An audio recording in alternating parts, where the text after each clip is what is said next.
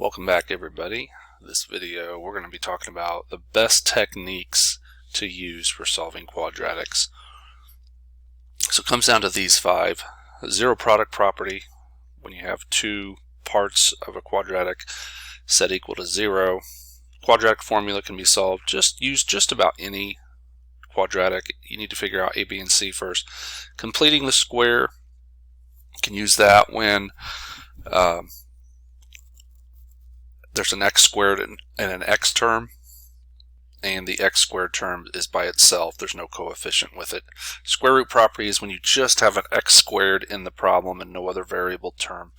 And of course you can always plug in any quadratic equation on Desmos and look where it crosses the x-axis. Let's look at this one, x squared plus x minus 31. Well, we could subtract 6 from both sides, and we'd be left with x squared equals 25. And that can be solved just by taking the square root. So the square root property is going to work for this one. Down here at x plus 3, x plus 2, either of those can be set equal to 0. Like I like to say, two little mini equations. You solve x plus 3 equals 0 and also x plus 2 equals 0. And we're allowed to do that by the what's called the zero product property. So that would probably be the best way to solve this one here. Let's look at another one here. So which two equations would be most appropriately solved by using the zero product property? Okay, again, we look for the two sets of parentheses equal to 0. Right away, A jumps out. B, not sure of yet. C would probably be best with the quadratic formula. And D would probably be just using the square root property. Let's go B for a minute. If we factor out a 4x, it's left with x plus 4 equal to 0. And just how do we get that? We divided each term by 4x, the greatest common factor of 4x squared and x 16x. And then we have the two little mini equations, so to speak. We can set 4x equal to 0. We can set x plus 4 equal to 0 and solve for those respectively. So that tells us A and B both can be solved using the zero product property. Another one here, let's talk about quadratic formula. We look for a quadratic where you can identify the A, B, and C. This would be zero product property. This would be square root property. All we need to do here is just take away 15 from both sides, and then we have 5x squared plus 7x minus 15 equals 0. With our A, B, and C here. So yeah, B is going to work for the quadratic formula, and C is as well. Here's A, B, and C with these decimals.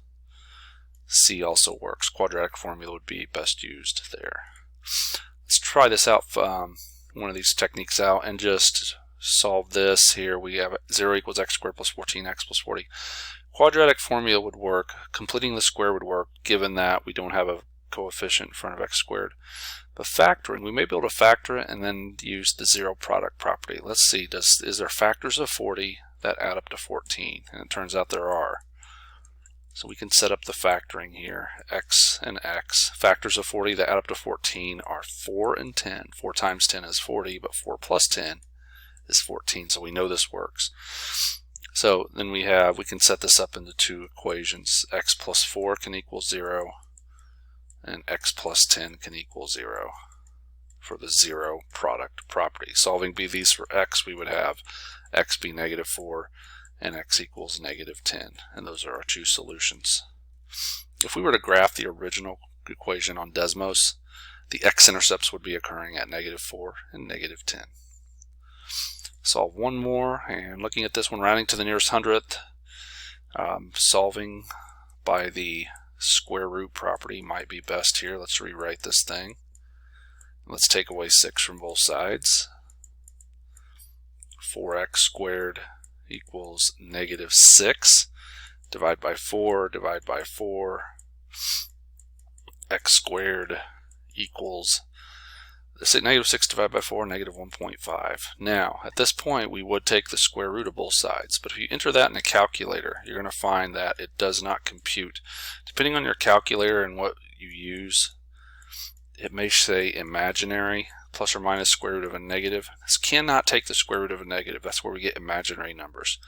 But for our purposes here, we're going to say no real solutions, because you cannot take the square root of a negative and expect to get a real answer. Imaginary, yes, but that is for a different lesson. I thank you for watching. Hope this helped better your understanding.